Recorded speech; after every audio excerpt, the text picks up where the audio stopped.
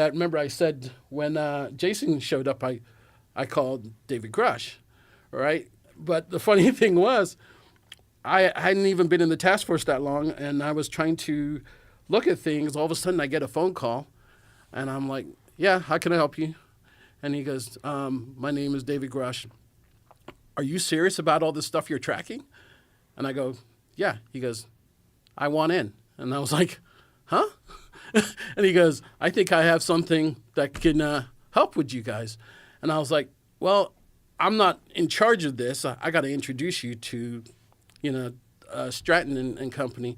And so I introduced him, and every now and then I would say hi to him, and we'd talk, and he'd call me on the phone. But who else? I mean, I'm going to Stratton. I'm going to all the people in the task force. And he pops up, and I'm like, oh, my God. What do you do with that? Right. I don't have the resources. I didn't get invited like he did. Yeah. I didn't have the resources to check out everything that he did. One of the things that we keep hearing, Christopher Mellon's talked about this, many people have talked about this, is there is evidence that's been classified that is high-resolution video and photographs that are very distinct, very different than some of the blurry stuff that we've seen. Yes. Have you guys seen any of that? Yep. Yes. You have. Can you talk about it? Nope. All I can say is there's some really, really good, clear, high-def stuff out there that Can't explain.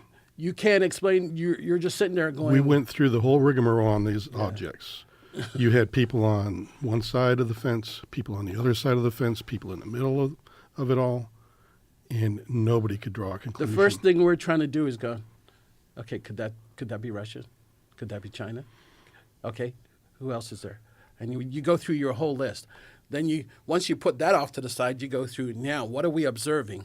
Mm-hmm. And some of the things, like Lou said, the 5 observables plus the 6, which is, the psychological effect on the head. But you're kind of going through those, looking for all those. They're not always there. Yeah. But they're super clear. And some of them, you're like, you look at it and you just keep saying, how can that be? Yeah, because you got to understand that these are professionals. We had imagery analysts go through looking for false positive, camera artifacts that look like something they're not. They can do AI analysis of images now. They're pretty accurate. Exactly, and we had a whole database of all these false positives to go through, and it wasn't matching any of that. We were going through the imagery analysis of the video, looking for flaws like artifacts. Couldn't find anything. And this, you're talking about a high-resolution video. Yeah. It's much clearer than the stuff we're seeing. Exactly. Yes. Yeah. And what's the resistance to that stuff getting out there to the general public? It's just classification. Yeah. It could be where it's at, those type things. It could be anything. Yeah, because one of the things that I think the community really gets hung up on when it comes to the intel community is that the classification is one thing, but when you don't know if something is a threat, you automatically assign a value to that as being credible or not credible. And right now they can't draw a conclusion, therefore they don't want to declassify it, therefore it will not be divulged in public because of those reasons. I was telling him in my first thing as an intel analyst to go, friend or foe. Right. And then the next thing I'm trying to do is, break down all the characteristics. And we would sit there and you're looking. When I first joined the task force, I remember there was a group that I used to walk in their office because they're smarter than me, so I want to make sure I'm getting the best input. And the first couple of times I showed up, everybody pulled out the aluminum hats. They started playing the X-Files music. And I'm like, okay, guys, but what about this? And I throw it out there, and they're like, oh, yeah, what is that?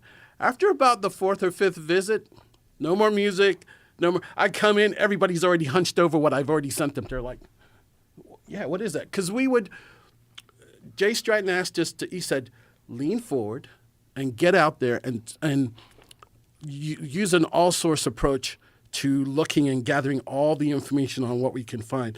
So I would capture, I would call up a drone guy and say, I need you to come to my office. Take a look at this. And he would look at it and he's like, holy crap, how big is that? What? How? And I was like, yeah, I need answers. Can you take a look? And he would, Logan, I'll get back to you. A couple of weeks later, he's like, dude, I got nothing.